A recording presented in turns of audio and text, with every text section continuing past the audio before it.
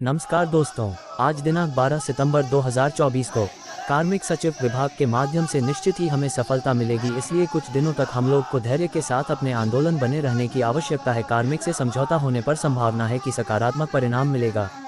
राजनीतिक माध्यम से हमें सिर्फ समझौता पत्र मिलेगा। सचिवालय में कल के बाद 4 दिनों का अवकाश है और सचिवालय कर्मी आज तक हड़ताल में है, जिस कारण सभी विभागों से ओम प्रकाश सर अपर सचिव रिपोर्ट नहीं ले पा रहे हैं। यही कारण है कि उन्होंने कल के बाद के कार्य दिवस में पुनः मिलने को बुलाया है। अर्थात अब जो भी वार्ता होगी वह अगले सप्ताह बुधवार के बाद ही होगी। हमें अगले सप्ताह के लिए हड़ताल में डटे रहना होगा। आज मुख्य सचिव के द्वारा हम लोगों का फाइल कार्मिक सचिव के पास चला गया है।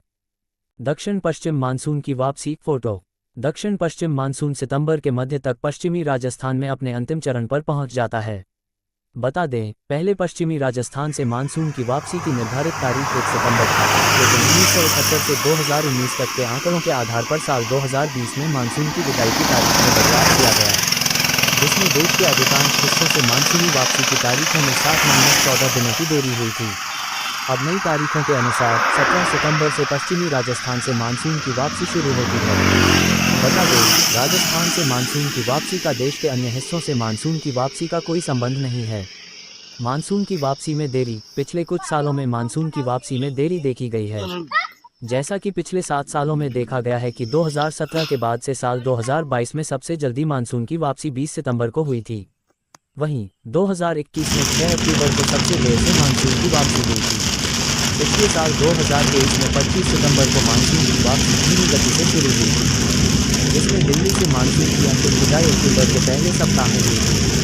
बता दें, जबकि दिल्ली से मानसूनी वापसी की सामान्य तिथि 2 से ऊपर है, वहीं पूरे देश से मानसून की वापसी 19 अक्टूबर को पूरी हुई और ये लगभग उसी समय हुई जब दक्षिणी प्रायद्वीप दक्षिण भारत में पूर्वोत्तर मानसून की शुरुआत हुई। पश्चिमी राजस्थान से दक्षिण पश्चिम मानसून की वापसी 1 सितंबर से पहले होने के आसार नहीं हैं। स्थिति के बाद कुछ मौसम संबंधी स्थितियों की पूर्ति के अधीन वापसी की घोषणा की जाती है। ये शर्तें हैं: राजस्थान से मानसून की वापसी और शर्तें। पश्चिमी राजस्थान से मानसून की वापसी की घोषणा 1 सितंबर से पहले नहीं की जाती है। इसके बाद कुछ मौसम संबंधी शर्तों के पूरा होने पर ही मानसून की वापसी की घोषणा की जाती है। ये शर्तें इस प्रकार हैं: लगातार 5 दिनों तक बारिश की गतिविधि बंद होनी चाहिए। निचले वायुमंडल में 5000 फीट तक एंटीसाइक्लोन वायुमंडलीय उच्च दबाव क्षेत्र का गठन होना चाहिए। सैटेलाइट इमेजरी से नमी की कमी दिखाई देनी चाहिए। व्यापक मौसमी विशेषताएं। मौसम वैज्ञानिकों द्वारा मानसून वापसी की घोषणा करने से पहले व्यापक मौसमी विशेषताएं भी देखी जाती हैं, खासकर ऊपरी वायुमंडल में। जैसे तिब्बती एंटीसाइक्लोन, जो सक्रिय मानसून के दौरान मजबूत रहता है, अब कमजोर हो रहा है। ऊपरी वायुमंडल में भारत के उपमहाद्वीप पर पूर्वी हवाओं का विस्तार कम हो रहा है। प्रायद्वीपीय भारत के ऊपर पूर्वी जेट स्ट्रीम की ताकत कम हो रही है। उत्तर भारत में उपोष्णकटिबंधीय वायुमार्ग जेट स्ट्रीम दिखाई देने लगता है। उपोष्णकटिबंधीय रिज उत्तर भारत में मजबूत होती है। मानसून की वापसी का संकेत: तिब्बती एंटीसाइक्लोन कमजोर हो रहा है और उत्तर पूर्व भारत की ओर खिसक रहा है। वहीं उत्तर भारत में पश्चिमी हवाओं का प्रभाव बढ़ गया है। पश्चिमी राजस्थान और आसपास के मध्य पाकिस्तान क्षेत्र में एंटीसाइक्लोनिक पैटर्न बन रहा है।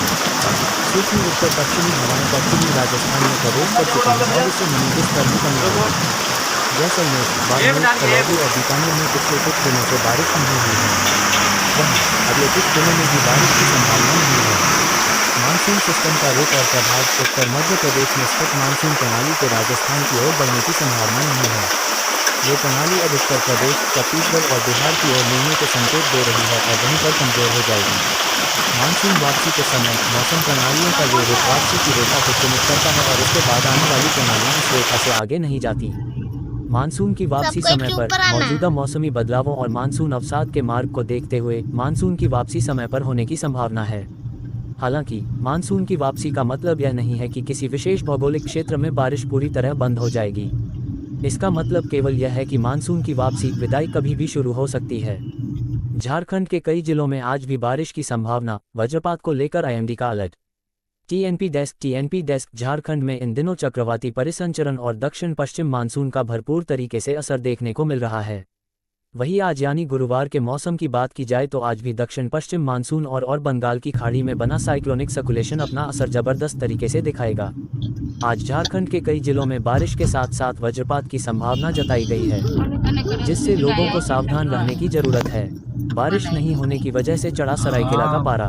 पिछले 24 घंटे में राज्य में मौसम की बात की जाए तो राजधानी रांची में हल्की फुल्की बारिश देखी गई। सबसे अधिक बारिश धनबाद में 83.2 मिलीमीटर हुई। सरायकेला में बारिश नहीं होने की वजह से यहाँ का तापमान सबसे अधिक रहा। यहाँ बुधवार के दिन 34.8 डिग्री सेल्सियस तापमान दर्ज किया गया। सबसे कम तापमान राजधानी रांची का 23.0 डिग्री सेल्सियस रहा। वज्रपात को लेकर मौसम विभाग की चेतावनी। वहीं आज झारखंड के कई जिलों में वज्रपात की संभावना को देखते हुए लोगों को मौसम विभाग ने सचेत किया है और येलो अलर्ट जारी कर लोगों को खास तौर पर बारिश के समय घर से बाहर ना निकलने की चेतावनी दी है। वहीं किसानों को भी आईएमडी ने बारिश के समय खेत में जाने से मना किया है। झारखंड में आज 12 सितंबर 2024 का मौसम।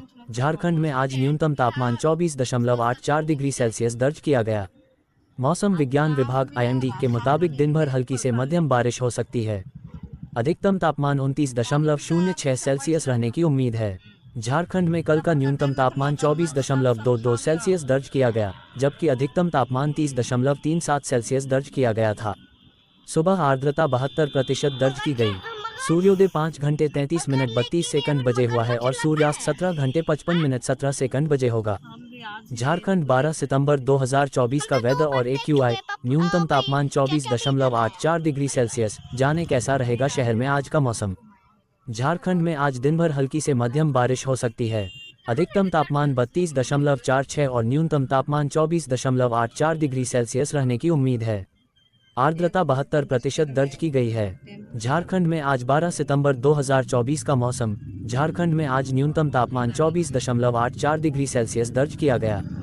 मौसम विज्ञान विभाग आईएमडी के मुताबिक दिन भर हल्की से मध्यम बारिश हो सकती है। अधिकतम तापमान 29.06 सेल्सियस रहने की उम्मीद है।